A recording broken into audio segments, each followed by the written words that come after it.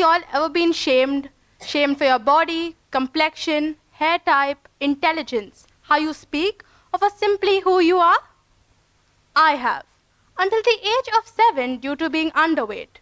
I frequently felt sick, had cold, cough, ear infections. My parents received comments such as, "Why is she always so sick?" or "Is she malnourished?" Then, at the age of 8, post the removal of my adenoids, my health improved and weight caught on as well. I was a true foodie who didn't have that much of inclination towards sports or exercise and hence became overweight. I started receiving comments on that as well. People would ask, "Oh, did you put on weight?" or say things like, "Oh, she's so chubby." Till I reached the age of 11, I started understanding things better and realized that people will always have something to say to you. They want perfection in others, even though they may be having a lot of flaws in themselves. They're just not happy when one doesn't fall under their expectations and way of thinking. The above should make us realize that body shaming is not the solution. It criticizes rather than provides any form of concern, even though that could have been the true intention. It can impact the person to a greater extent than they are at the moment. It affects them both mentally as well as emotionally. However, one might argue, in our day-to-day interactions, we all, knowingly or unknowingly, tend to pick up flaws in others. Ever thought about why do we do this in the first place, though? It is human tendency that we all fall into. When we demean or pick on someone, we feel superior about ourselves. This falsely boasts our own self-confidence and self-esteem, as we feel nobody can be better than us. So let's dive into the psychology behind this and how can this be actively resolved.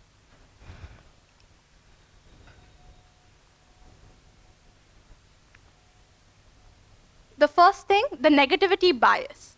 Our brain tends to pick out the negative things rather than the positive things because they treat these negative things as being more important. Since evolutionary, we spotted flaws to avoid danger. The fundamental attribution error. When we see a behavior in someone, we think that is their whole personality.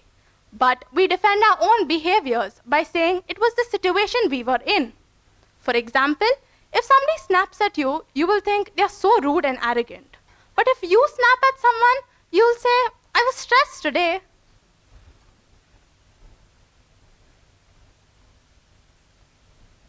Projection. We tend to see our own weaknesses in others. Somebody who's dishonest may accuse others of lying. Somebody who's insecure may call others attention seekers. Lastly, social comparison and ego protection. When we put someone down, even mentally, we tend to feel better about ourselves. This boosts our own self-confidence and protects it. These above factors cannot be justified, and we must actively try to prevent doing the same through the following steps. First, catching the first label our brain makes. Your brain quickly says, "He's rude, she's arrogant." Pause and mentally add, "That's just one behavior, not the whole person." This, for example, the next one is force yourself to give 2 alternative reasons. If somebody is doing something annoying, think, are they stressed, tired, or dealing with a personal issue? For example, instead of thinking, "He ignored me because he's arrogant," try, "Maybe he didn't see me or had something else urgent on his mind." This helps build situational thinking and reduce further judgment. Actively list one good trait. When you see a flaw in someone, deliberately think, what's one good thing about this person? For example, she's controlling, but also reliable and supportive when it really matters.